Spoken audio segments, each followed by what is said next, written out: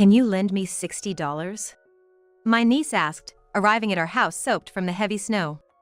She revealed that she had been treated terribly by her parents. What? There's no way I'm lending you money. Enraged after hearing her story, Tom decided to go somewhere, taking my soaked niece and me with him in the car. My name is Nora.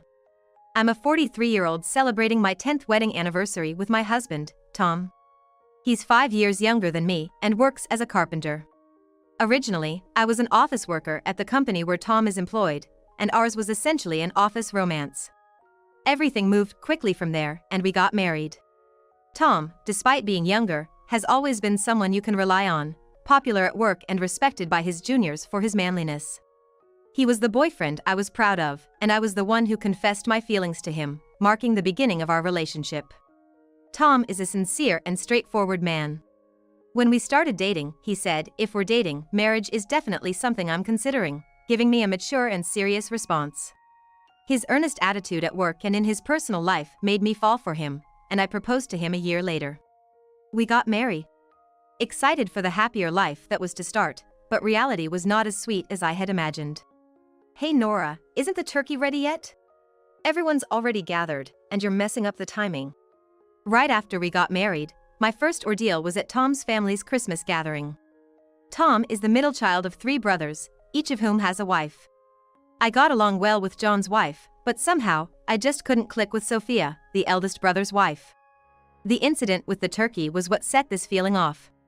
"I'm sorry, I'm tied up with getting things ready for the bonfire in the yard right now." Tom's family lives deep in the countryside, and every year, relatives gather for a big feast like this. I was looking forward to participating in this family event for the first time, but I was overwhelmed by how busy it was. John's wife was considerate and actively supported me, but Sophia was different. She seemed to be watching me just to catch me making a mistake, ready to scold me at any sign of a blunder. I had felt unwelcome from the moment I went to greet them for the wedding, so I had suspected she didn't like something about me, but being so openly oppressed was beyond my expectations. Since then, I've felt down every time there's a family gathering. Just the thought of seeing Sophia would make me sigh, and a week before the event, I'd even start feeling sick to my stomach. "You don't have to force yourself to come, you know? If you want, I can talk to my brothers about it," Tom would say, concerned for me. However, I didn't want to start rumors or smear Tom's reputation. Nor did I want to miss out on seeing my in-laws, whom I've grown fond of and who treat me like their own daughter. I love them too and didn't want to reduce our chances to meet. So, I brushed off Tom's concern with a brave face and continued to attend the family gatherings. And now, on Christmas Day, as usual, I'm participating in the gathering. As expected, Sophia keeps making snide remarks and bossing me around. I'm not someone who usually keeps quiet. At work, I'm used to speaking my mind to the craftsman on site. Even though she's a family member, I still get angry when she keeps saying things like that. But I can't disrupt the peace here. While keeping up a strained smile, I try to stay cheerful and respond to her, only to be met with a disapproving sigh from Sophia. "This is why a childless wife. If you had kids, you'd probably be better at organizing things, wouldn't you?" As she grumbled, Sophia reluctantly served the turkey to everyone. Unlike me, the other families already had at least 2 children each. I was over 34 when we got married, which honestly made it challenging to hope for children. Tom understood how I felt, so he never pressured me about having kids. "I'd rather not have kids if it means losing Nora to the risks of childbirth. My parents are just happy that a rough guy like me got married at all. I want you to know that I didn't marry you just for the sake of having children," Tom said with a smile, comforting me. My parents also didn't pressure us for grandchildren. Everyone considered our feelings and health in a supportive way, allowing us to feel comfortable in our environment. I felt blessed. Until Sophia made such remarks. "How old are Sophia's kids now?" "She has an 8-year-old and a baby that was just born last year. Being a woman, having kids is what it's all about, right? My husband and my in-laws are over the moon and adore them." After the bonfire ended, the adults were getting into high spirits, enjoying the turkey, holding drinks in their hands. Standing right behind Sophia, I was serving drinks to another relative, but inside, I was fuming at her words, which seemed aimed to provoke me. "Don't mind her, Nora. She's always like that.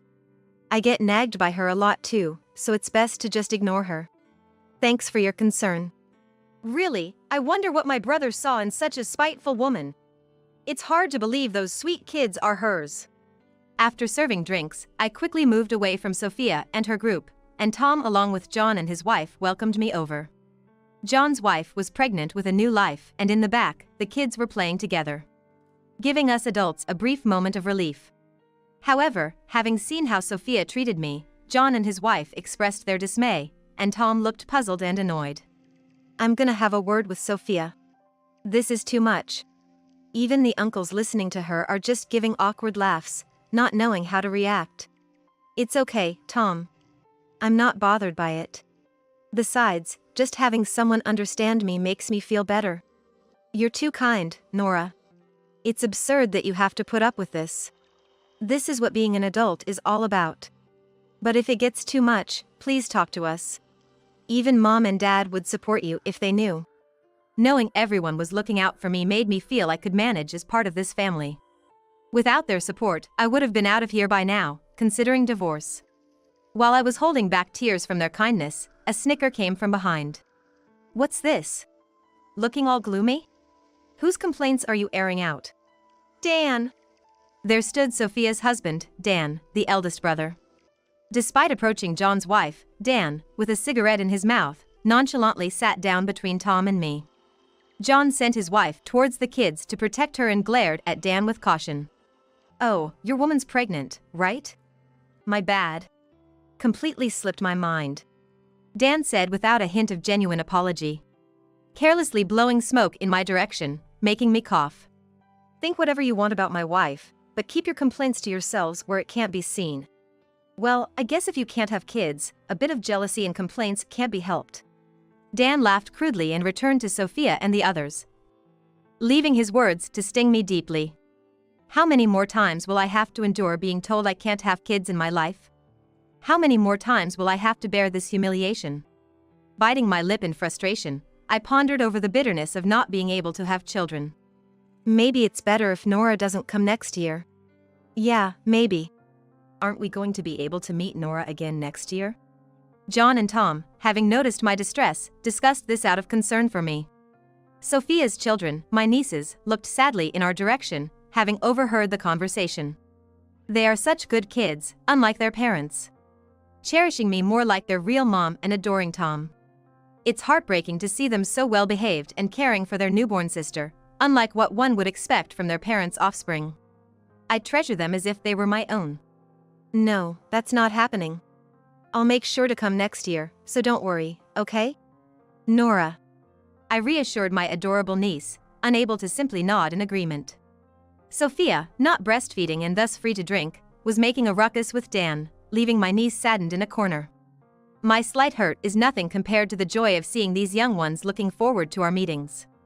With that thought, I mustered strength, giving Tom a determined look to show I wasn't backing down. Meeting you all is something I look forward to. I wouldn't easily give up such joy. So, don't worry. I'll keep coming next year and the year after until you all grow up and stop coming here. Promise! My niece seemed relieved after hearing my words, and her face lit up and she smiled happily. If becoming a beacon of hope for these little ones is what it means to be an aunt, then I'm all for it. Watching me, Tom and John and his wife couldn't help but smile resignedly, and Tom gently stroked my hair. If things ever get too tough, you can always tell me. You're the most important person to me. Thank you. I responded, my smile spilling over with the love I felt from them, blissfully unaware of the tragic events that were to unfold. As the party reached its peak, a greeting from the oldest relative, our father-in-law, signaled everyone to start cleaning up. While the other relatives' wives were taking the lead in the cleanup, Sophia, drunk as ever, was still cheerfully drinking with the sloshed uncles. I couldn't help but suppress the urge to criticize her parenting as I joined in the cleanup effort, considering she was the mother of a young child. John's pregnant wife was taking it easy inside with the kids. How can such a couple produce such good children? It's unbelievable. Agreed a cousin as we carried the finished dishes to the kitchen, where the wives were venting about Sophia and Dan's behavior. I hadn't intended to eavesdrop, so I was about to leave immediately after dropping off the dishes when a piece of gossip caught me off guard. They say she'd yell or even hit them if they didn't listen. There's talk that it might have even gone as far as calling the police. What? I exclaimed, surprised not just myself but also the others gossiping. The sudden outburst was quickly shushed by another relative, urging for quiet. The person who blurted out hurriedly covered her mouth and began to share more details. That couple had the police called on them before. A concerned neighbor thought they were being too harsh on the kids and reported them. Child services were alerted, but no physical marks were found. Apparently, hearing yelling is a regular occurrence among the neighbors. She revealed. The gravity of the situation made me cover my mouth in disbelief, my face draining of color. It's one thing to get frustrated with your kids, but resorting to violence or threats is absolutely unacceptable. Yet, all this could just be speculation. I hadn't witnessed any of it myself, so there wasn't much I could do. The niece clearly loves her parents, never complaining about Sophia or Dan. She obediently follows instructions without any sign of rebellion. But what if this obedience is the result of coercion? The conversation left me with a troubled mind. What's wrong, Nora? You look pale. Are you feeling all right? Tom noticed my distress and came over, concerned especially after the recent incident. I considered telling Tom about what I'd heard, but with Sophia and Dan nearby, I couldn't risk it affecting the nieces. Deciding against it, I shook my head as if to dismiss my worries, claiming, "Maybe I just got a bit dizzy from the alcohol. I'll step outside for some fresh air." With that, I put on my coat and left the cleanup to the others, stepping outside for a breath of fresh air. Outside, the snow was piling up, with a forecast of heavy snowfall into the night. The cloudy sky seemed ready to burst open any moment, darkening my mood further as I pondered the earlier conversation. Whether I could make a difference was uncertain. Despite everything, I simply couldn't overlook the situation if my nieces, who adore me so much, were truly facing the ordeal rumored about them. As I stood with a complex expression, weighed down by a sense of helplessness, my niece, along with her younger sister, approached me for some reason. What's wrong? It's cold outside. Why don't you come in and play with your sisters? Nora, will you really come next year too? Can we meet like this again? The incident earlier seemed to have left my niece looking notably anxious, and her sister by her side seemed on the verge of crying any moment. It's definitely not good to keep a baby outside under the cold sky. We needed to bring them inside immediately.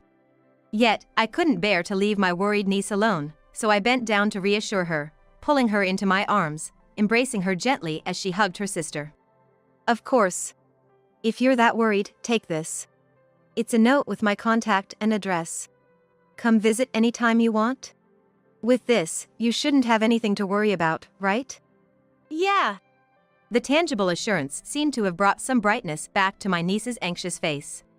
However, her sister started crying, perhaps due to hunger, and I decided to hurry back inside with my niece. After some time, as the party wound down and everyone started heading to their cars, Tom and I prepared to leave, leaving the eldest son's family behind. John's family had left earlier, and our kind in-laws assured us they'd handle the rest. Thank you so much for coming today. Take care, okay? With those caring words from my gentle mother-in-law, Tom and I expressed our gratitude and left. Leaving the eldest son's family behind felt uneasy. But with the grandparents there, the nieces should be fine. That was what I thought, but I was naive. After we got home and the night deepened, our doorbell suddenly rang. Who could it be at this hour? I wondered, since we were still awake, having had a drink. It was past 11 p.m. As Tom and I exchanged worried glances and headed to the door, the indirect lighting revealed the silhouette of the visitor. The moment we saw the size of the shadow, both Tom and I were surprised and hurried to unlock the door. What happened to you guys? There stood my niece, soaked with snow, hugging her sister. My niece's hands were frostbitten, and her sister was crying, her lips turning purple. Despite being bundled up, the temperature had dropped below -9 degrees Fahrenheit with heavy snowfall since evening. Considering the distance they walked, my niece was staggering, and in a panic, Tom and I rushed to bring them inside. The niece, carrying baby supplies, seemed exhausted upon entering the room and collapsed.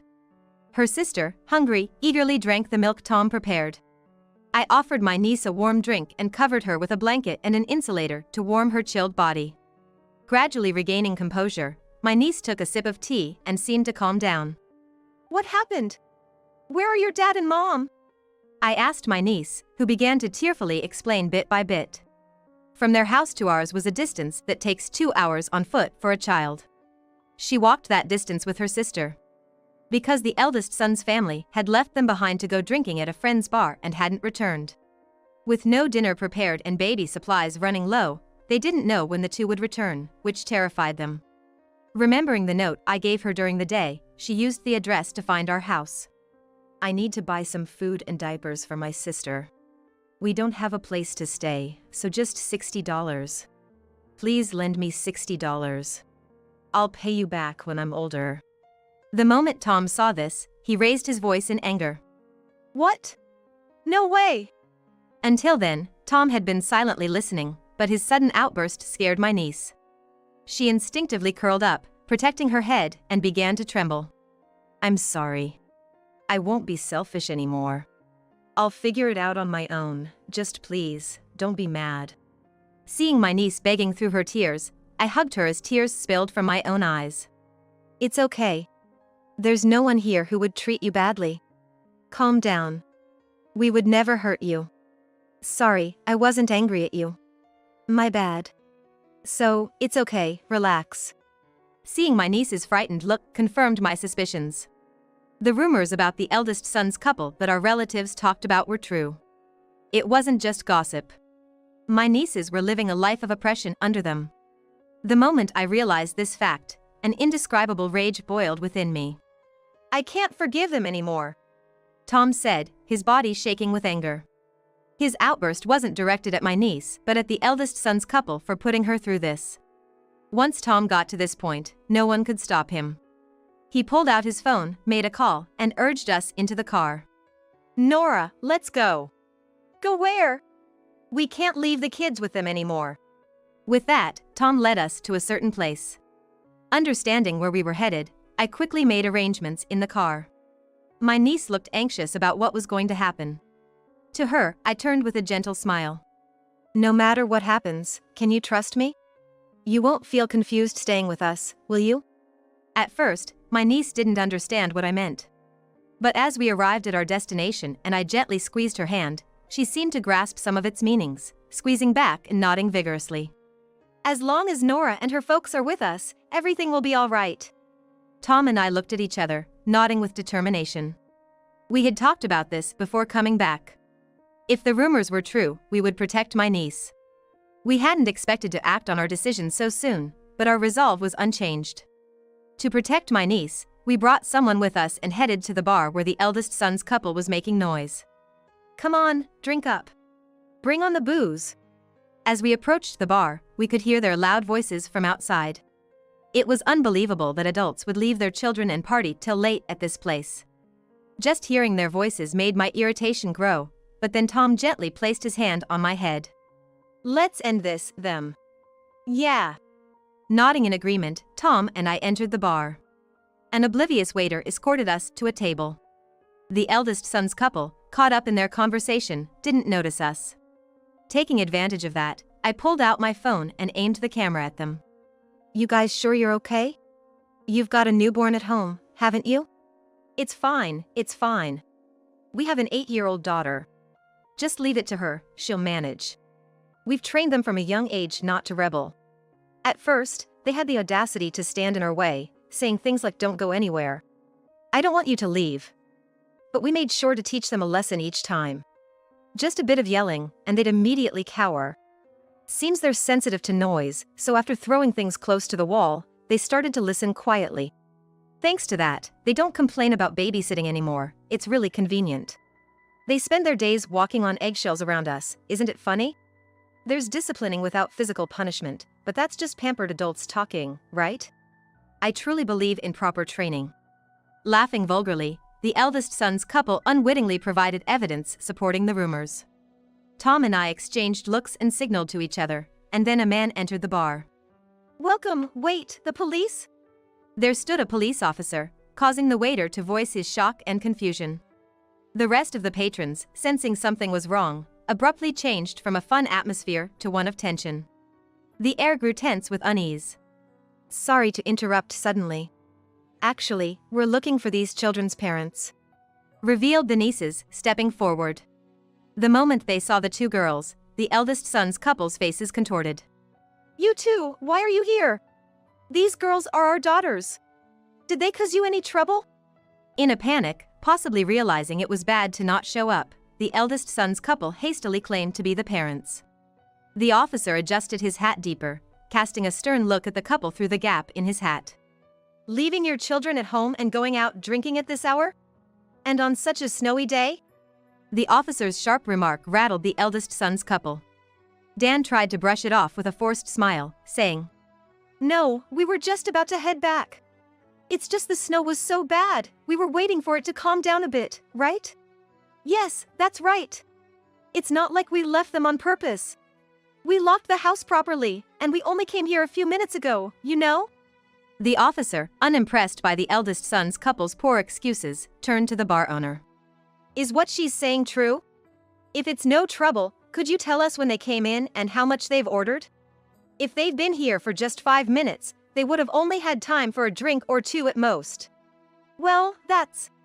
The couple began to suspect the police officer's unusual interest in their case. They were flustered, unable to understand how things got to this point. The officer scrutinized them, digging deeper into the abandonment issue. "What's the matter?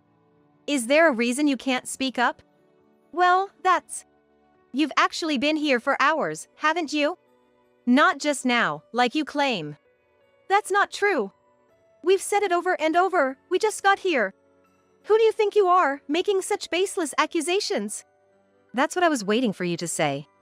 As Sophia defiantly rejected the officer's words, Tom and I stood up, positioning ourselves protectively in front of the nieces. The eldest son's couple looked utterly confused. "Why are you two here?" "We've heard everything from the girls. How you left your daughter to go drinking, how you've abandoned these kids. And we've got evidence of all the terrible things you've done to the nieces. We know all about your lies."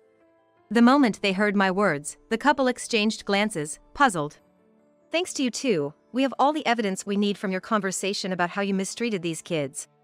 We can't possibly leave our dear nieces with you any longer. We're taking the kids with us. You'll be answering the police at the station." "Wait, just a minute.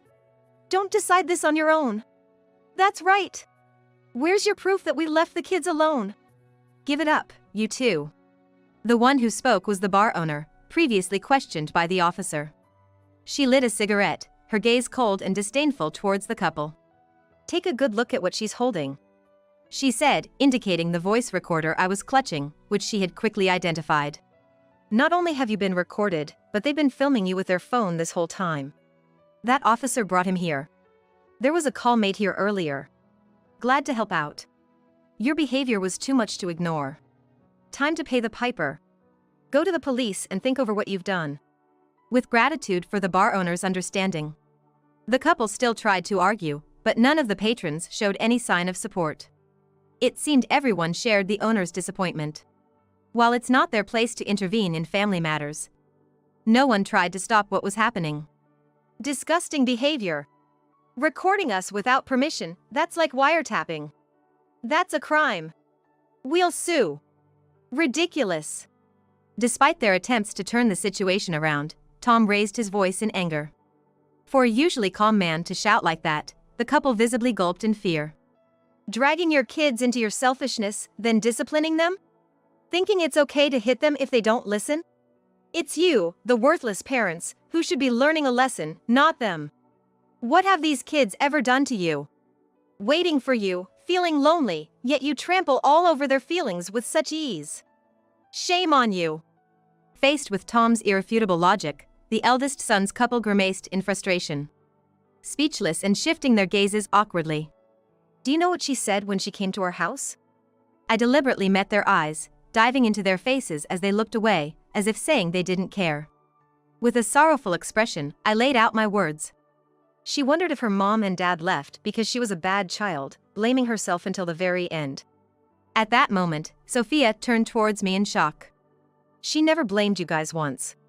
She kept asking us, if I'm good, will they come back, over and over. No matter how terrible the parents, to a child, they are still precious and beloved. The pain of having to make my dear niece choose to part ways with the two people she loves will never be forgotten. That's why we're determined to make them happy. No matter what, Tom and I will protect them. With that strong conviction, we came here. I'm sorry. We won't do this again. We'll take proper care of them. Please. It's too late now. It seemed they finally realized the gravity of the situation. As Sophia begged in a fluster, I coldly let the words out. There's no way we could ever entrust them to you again. She made this choice herself. If you're really sorry and reflecting, then please, don't ever have children again. You two don't deserve to be parents. Watching this, my niece, holding her sister protectively, uttered just one phrase. Wait, don't go! Please, come back! I hate you, Mom and Dad. Don't ever come near us again. It must have been her first act of defiance. After saying just that, my niece, trying not to show her tears, turned her back on Sophia and Dan, grabbing my sleeve to head to the car. Leaving the rest to the officer, Tom and I left the bar.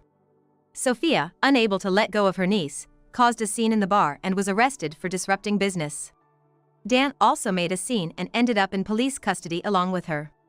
Thus, we successfully protected our precious nieces from them. The officer was Tom's close friend, who happily agreed to help after hearing the situation. I can't stand parents like them. I'm relieved we could protect your dear nieces. Despite being busy with Christmas, he willingly helped, and I was grateful.